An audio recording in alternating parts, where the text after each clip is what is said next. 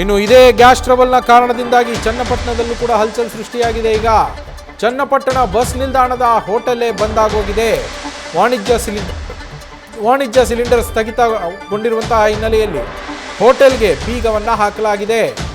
Channapatna KSRTC bus ನಿಲ್ದಾಣದಲ್ಲಿರುವಂತಹ hotel Venkatadri veg hotel ಬಂದಾಗಿರುವಂಥದ್ದು. ಜನ ಕಂಗಾಲಾಗಿದ್ದಾರೆ. ಸಾವಿರಾರು ಮಂದಿ ತಿಂಡಿ ಊಟವನ್ನು ಈ ಹೋಟೆಲ್ನಲ್ಲಿ ಮಾಡ್ತಾ ಇದ್ರು.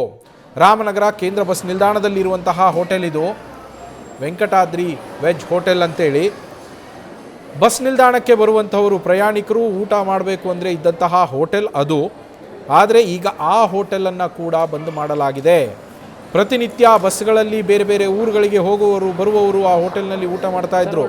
ನಿತ್ಯವೂ ಕನಿಷ್ಠ ಅಂದರೂ ಸಾವಿರಾರು ಜನ ಅಲ್ಲಿ ಬಂದು ಊಟ ಮಾಡ್ತಾ ಇದ್ದಂತಹ ಹೋಟೆಲ್ಲು ಈಗ ಆ ಸಾವಿರಾರು ಜನಕ್ಕೆ ಬೇರೆ ಕಡೆ ಆಹಾರ ಸಿಗತ್ತಾ ಅಂತ ಹುಡುಕುವ ಪರಿಸ್ಥಿತಿ. ಹೋಗಿ ಹೊರಗಡೆ ನಾವು ಹುಡುಕ್ತೀವಿ ಅಂದರೂ ಅಲ್ಲಿ ಸಿಗತ್ತೆ ಅನ್ನೋ ಗ್ಯಾರಂಟಿ ಇಲ್ಲ.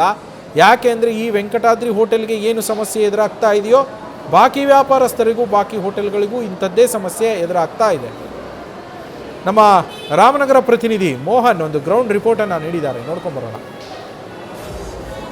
ಇರಾನ್ ಹಾಗೆ ಇಸ್ರೇಲ್ ನಡುವಿನ ಯುದ್ಧದಿಂದಾಗಿ ಭಾರತಕ್ಕೆ ಗ್ಯಾಸ್ ಅಭಾವ ಕೂಡ ಹೆಚ್ಚಾಗಿರ್ತಕ್ಕಂಥದ್ದು. ಕಳೆದ 4 ದಿನಗಳಿಂದ ಕಮರ್ಷಿಯಲ್ ಗ್ಯಾಸ್ ಕೂಡ ಖಾಲಿಯಾಗಿದೆ. ಹೀಗಾಗಿ ಕೆಲ ಹೋಟೆಲ್ಗಳು ಕೂಡ ಬಂದಾಗುವ ಭೀತಿಯಲ್ಲಿ ಇರ್ತಕ್ಕಂಥದ್ದು. ಅದರಲ್ಲೂ ಕೂಡ ಪ್ರಮುಖವಾಗಿ ಬೆಂಗಳೂರು ದಕ್ಷಿಣ ಜಿಲ್ಲೆಯ ಚನ್ನಪಟ್ಟಣದಲ್ಲಿ ಅಂದರೆ ಚನ್ನಪಟ್ಟಣ ಬಸ್ ಸ್ಟ್ಯಾಂಡ್ನಲ್ಲಿ ಇರ್ತಕ್ಕಂಥ ಹೋಟೆಲ್ ಕೂಡ ಈಗ ಬಂದಾಗಿರುವಂಥದ್ದು. ಸದ್ಯ ನಾನೀಗ ಆ ಒಂದು ಸ್ಥಳದಲ್ಲಿದ್ದೀನಿ.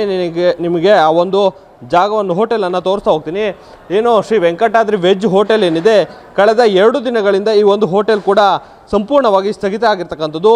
ಏನೋ ಇಲ್ಲಿವರೆಗೂ ಕೂಡ ಸಾಕಷ್ಟು ಕಮರ್ಷಿಯಲ್ ಗ್ಯಾಸ್ಗಳಿಗೆ ಅಭಾವ ಇತ್ತು. ಆದರೆ ಏನು ಈ ಹೋಟೆಲ್ನಲ್ಲಿ ಇರಿಸಿದ್ದಂತಹ ಗ್ಯಾಸನ್ನು ಬಳಸ್ಕೊಂಡು ಇಲ್ಲಿವರೆಗೂ ಕೂಡ ಏನು ಊಟದ ವ್ಯವಸ್ಥೆಯನ್ನು ಹಾಗೆ ತಿಂಡಿ ವ್ಯವಸ್ಥೆಯನ್ನು ಈ ಒಂದು ಹೋಟೆಲ್ನ ಮಾಲೀಕರು ಕೂಡ ಬಂದಂಥ ಪ್ರಯಾಣಿಕರಿಗೆ ಮಾಡ್ತಾಯಿದ್ರು. ಆದರೆ ಕಳೆದ 2 ದಿನಗಳಿಂದ ಗ್ಯಾಸ್ ಖಾಲಿಯಾದಂಥ ಸಂದರ್ಭದಲ್ಲಿ ಹೋಟೆಲ್ನ ಮುಚ್ಚುವಂಥ ಕೆಲಸವನ್ನು ಮಾಡಿದ್ದಾರೆ.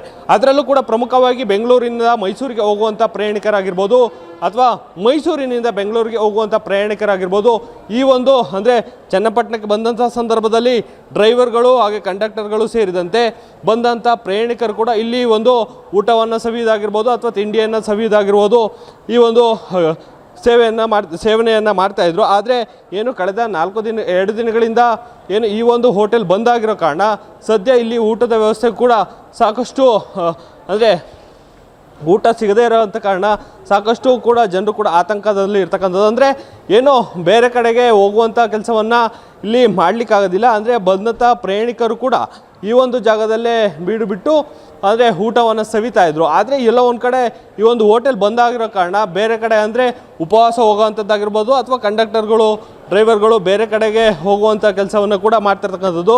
ಅಂದರೆ ಪ್ರತಿನಿತ್ಯ ಇಲ್ಲಿ ನೂರಾರು ಮಂದಿ ಊಟವನ್ನು ಸವಿತಾ ಇದ್ರು. ಆದರೆ ಎಲ್ಲ ಒಂದು ಕಡೆ ಈಗ ಊಟದ ವ್ಯವಸ್ಥೆ ಕೂಡ ಇಲ್ಲದಾಗಿರ್ತಕ್ಕಂಥದ್ದು ಇಲ್ಲಿಯ ಸ್ಥಳೀಯರ ಒಂದು ಬೇಸರಕ್ಕೂ ಕೂಡ ಕಾರಣ ಆಗಿರ್ತಕ್ಕಂಥದ್ದು. ಒಟ್ಟಾರೆಯಾಗಿ ಹೇಳಬೇಕು ಅಂತಂದರೆ ಏನು ಮೈಸೂರು ಘಟಕದಿಂದ ಬರ್ತಾ ಇದ್ದಂಥ ಕಮರ್ಷಿಯಲ್ ಗ್ಯಾಸ್ ಕೂಡ ಕಳೆದ 4 ದಿನಗಳಿಂದ ಸಂಪೂರ್ಣವಾಗಿ ಸ್ಥಗಿತ ಆಗಿದೆ.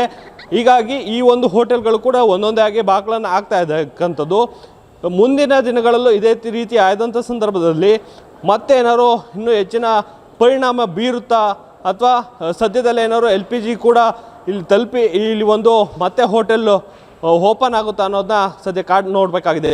Mohan Kumar, news first, Channapatna. News first ನಿರ್ಭೀತಿಯಿಂದ ನಿಮ್ಮ ಪರವಾಗಿ.